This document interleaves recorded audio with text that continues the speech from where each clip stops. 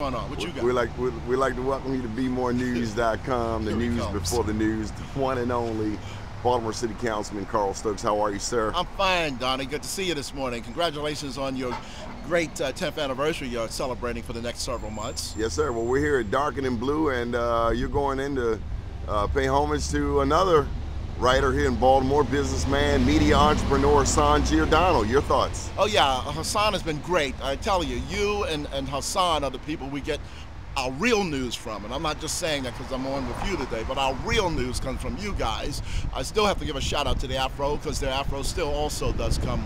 And they open the doors. I mean, 120 years. They're Absolutely. Celebrating 120 Beautiful. years. God bless them also.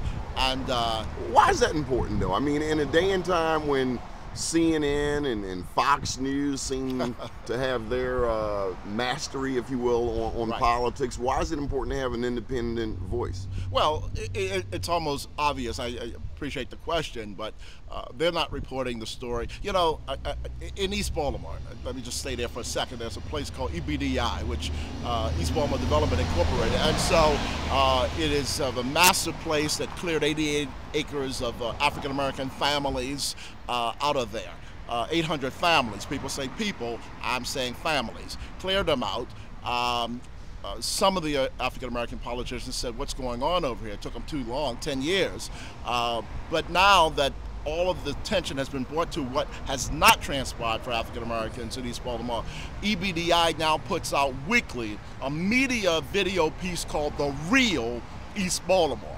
And as my good friend Nia Redmond says, well, where's the fake East Baltimore? In other words, folk who are not of us, for us, are not really telling the truth. They can't tell your story. Right. You know, I think back to Frederick Douglass's narrative. Wendell Phillips wrote to him, it's time for the story of the hunt to be told from the perspective of the hunted. Not that we're victims, but we have to tell our own story. You have to tell our own story. You have to have people who understand, who know who to go to even get the story. Often stories are not only told not from our perspective, but there's no voice of ours anywhere in the story. And so it's an untrue story. Not that the facts as stated may not be correct, but the full story makes and you know, every news entity has some type of slant. Every story has a slant, if you will.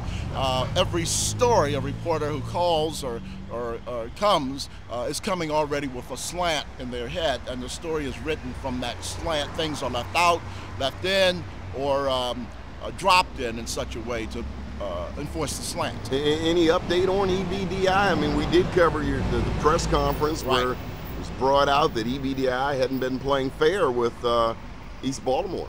Right. I got to say that things are moving in the right direction. There won't be a news conference tomorrow saying everything's lovely, fine, good.